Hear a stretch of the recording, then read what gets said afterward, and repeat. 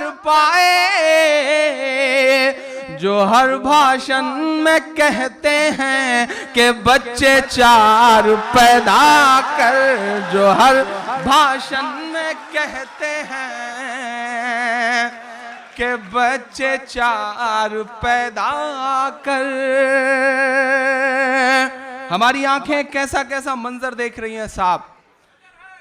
एक सूट है जिसकी बोली लग रही है तो वह 4 करोड़ से ज्यादा में जा रही है, लेकिन साहब हमारी आंखें एक और शर्मनाक मंजर दूसरी तरफ देख रही हैं कि छत्तीसगढ़ में मारे गए सैनिकों की वर्दियां 3 दिन तक कूड़े के ढेर में पड़ी रह रही हैं, कोई पूछने वाला नहीं है। अजब सी बेहिसी है, उसका दामन नम नहीं होता कि उसके फेंकने का सिलसिला भी कम नहीं होता।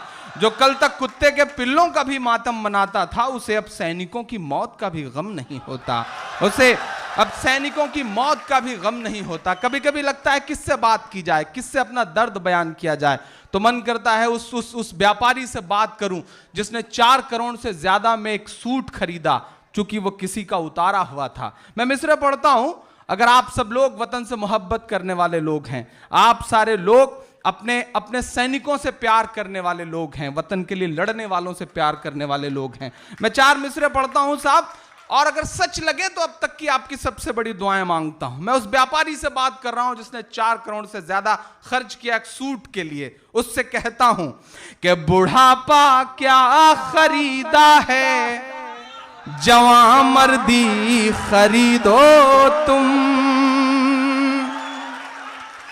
बुढ़ापा क्या खरीदा है, जवानी भी खरीदो तुम, जवां मर्दी खरीदो तुम। वतन के चाहने वालों की हमदर्दी खरीदो तुम, वतन के चाहने वालों की हमदर्दी खरीदो तुम।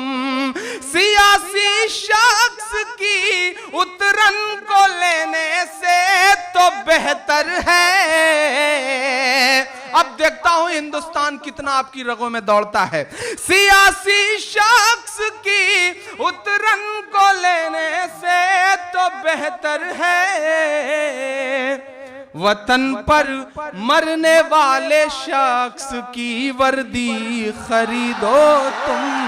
वतन पर मरने वाले शख्स की वर्दी खरीदो तुम। वतन पर मरने वाले शख्स की वर्दी संजय भाई थोड़ा सा खरीदो तुम। बहुत अच्छा सुन रहे हैं आप। मैं 4 मिसरे और पढ़ता हूं। जिस मिट्टी से आया हूं, जिस गांव से आया हूं, उसकी खुशबू आप तक पहुंचाने की कोशिश करता हूं। पढ़ता हूं, सुनेगा। तुम्हें मदहोश जो कर दे वो जादू साथ लाया हूं, तुम्हारे चाहने वालों के आंसू साथ लाया हूं, तुम्हारे चाहने वालों के आंसू साथ लाया हूं। मेरे परदेसियों सौगात देने के लिए तुमको मैं अपने गांव की मिट्टी की खुशबू साथ लाया हूं, मैं अपने गांव की मिट्टी की खुशबू साथ लाया हूं।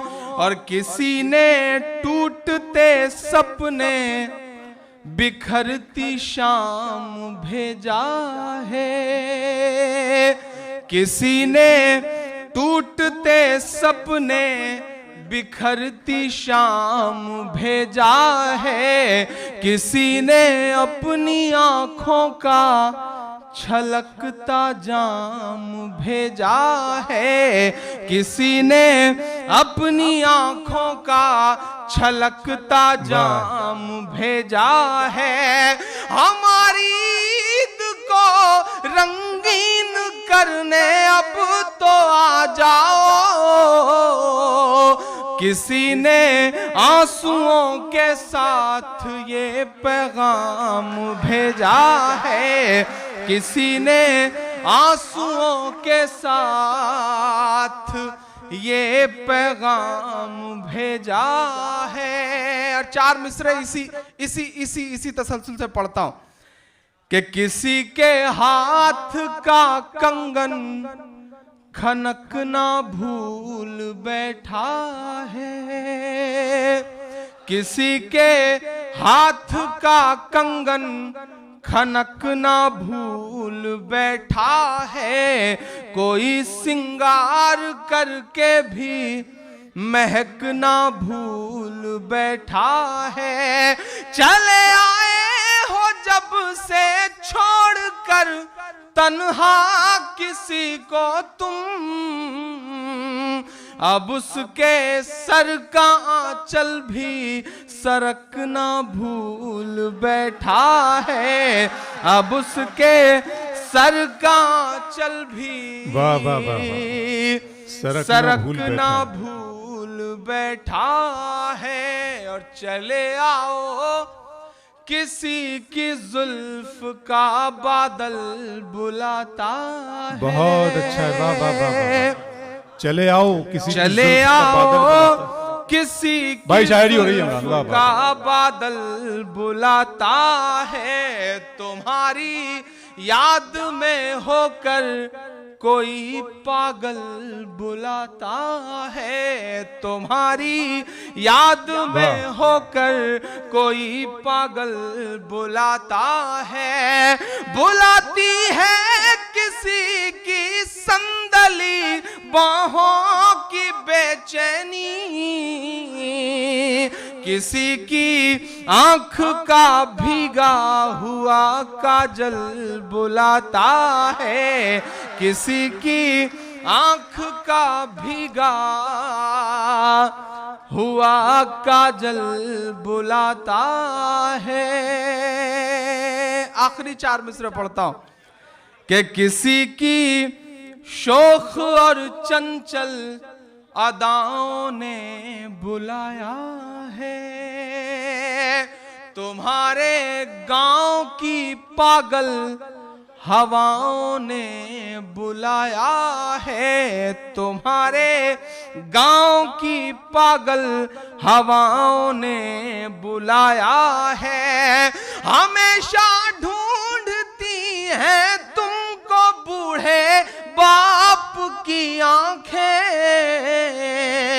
हमेशा ढूंढती हैं तुमको बूढ़े बाप की आंखें, चले आओ तुम्हें मां की दुआओं ने बुलाया।